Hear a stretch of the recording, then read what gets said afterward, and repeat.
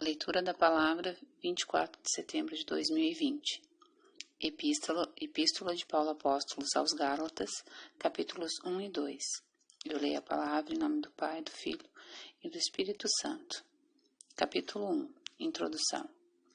Paulo, apóstolo, não da parte dos homens, nem por homem algum, mas por Jesus Cristo e por Deus Pai, que o ressuscitou dentre os mortos, e todos os irmãos que estão comigo, as igrejas da Galácia, graça e paz da parte de Deus, Pai, e do nosso Senhor Jesus Cristo, o qual se deu a si mesmo por nossos pecados, para nos livrar do presente século mau, segundo a vontade de Deus nosso Pai, ao qual seja dada a glória para todo sempre.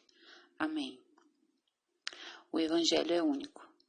Maravilham-me de que tão depressa passasseis daquele que vos chamou a graça de Cristo para outro Evangelho, o qual não é outro, mas há alguns que vos inquietam e querem transtornar o Evangelho de Cristo. Mas ainda que nós mesmos, ou um anjo do céu vos anuncie outro Evangelho, além do que já vos tenho anunciado, seja anátema. Assim como já vos dissemos, agora de novo também vos digo. Se alguém vos anunciar outro Evangelho, além do que já recebeste, seja anátema. Busco agora o favor dos homens ou de Deus? Ou procuro agradar a homens? Se estivesse ainda agradando aos homens, não seria servo de Cristo. A defesa do seu apostolado.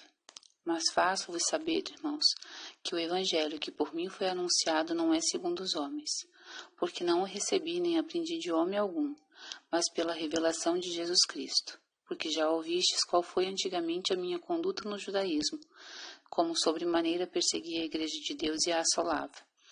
E na minha nação excedia em judaísmo a muitos da minha idade, sendo extremamente zeloso das tradições de meus pais. Mas quando aprouve a Deus, que desde o ventre de minha mãe me separou e me chamou pela sua graça, revelar seu Filho a mim, para que o pregasse entre os gentios. Não consultei a carne nem o sangue, nem tornei a Jerusalém, a ter com os que já antes de mim eram apóstolos, mas parti para a Arábia e voltei outra vez a Damasco. Depois, passados 3 anos, fui a Jerusalém para ver a Pedro, e fiquei com ele 15 dias. E não via nenhum outro dos apóstolos, senão a Tiago, irmão do Senhor. Ora, acerca do que vos escrevo, eis que diante de Deus testifico que não minto. Depois fui para as partes da Síria e da Cilícia, e não era conhecido de vista das igrejas da Judéia, que estavam em Cristo, mas somente tinham ouvido a dizer: aquele que já nos perseguiu anuncia agora a fé que antes destruía, e glorificavam a Deus a respeito de mim. Capítulo 2. Seu apostolado reconhecido pelos demais apóstolos. Depois, passado 14 anos, subi outra vez a Jerusalém com Barnabé, levando também comigo Tito. E subi por uma revelação e lhes expus o evangelho que prego entre os gentios, e particularmente aos que tinham reputação, para que de maneira alguma não corresse ou não tivesse corrido em vão. Mas nem ainda Tito, que estava comigo, sendo grego, foi constrangido a circuncidar-se.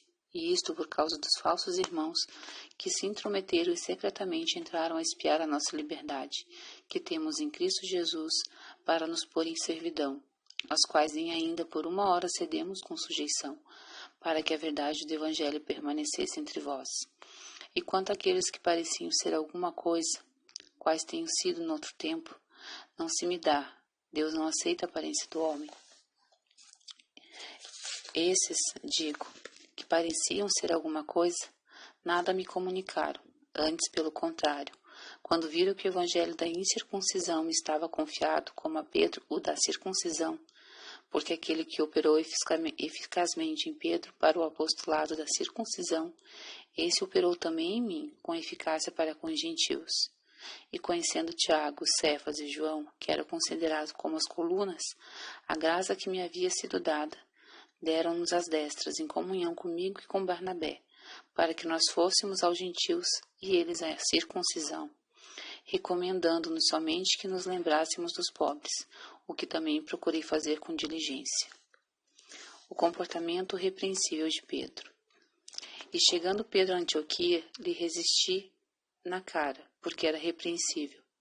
Porque antes que alguns tivessem chegado da parte de Tiago, comia com os gentios, mas depois que chegaram se foi retirando, e se apartou deles, temendo os que eram da circuncisão. E os outros judeus também dissimulavam com ele, de maneira que até Barnabé se deixou levar pela sua dissimulação. Mas quando vi que não andavam bem, e direitamente conforme a verdade do Evangelho, disse a Pedro na presença de todos: Se tu, sendo judeu, vives como gentios e não como judeu, por que obrigas os gentios a viverem como judeus? Nós somos judeus por natureza, e não pecadores dentre os gentios, sabendo que o homem não é justificado pelas obras da lei, mas pela fé em Jesus Cristo. Temos também crido em Jesus Cristo para sermos justificados pela fé em Cristo, e não pelas obras da lei. Porquanto, pelas obras da lei, nenhuma carne será justificada. Pois se nós, que procuramos ser justificados em Cristo, nós mesmos também somos achados pecadores, e é porventura Cristo ministro do pecado? De maneira nenhuma. Porque se torno a edificar aquilo que destruí, constituo-me a mim mesmo transgressor, porque eu pela lei estou morto para a lei, para viver para Deus. Já estou crucificado com Cristo e vivo, não mais eu, mas Cristo vive em mim, e a vida que agora vivo na carne, vivo-a na fé do Filho de Deus, o qual me amou e se entregou a si mesmo por mim.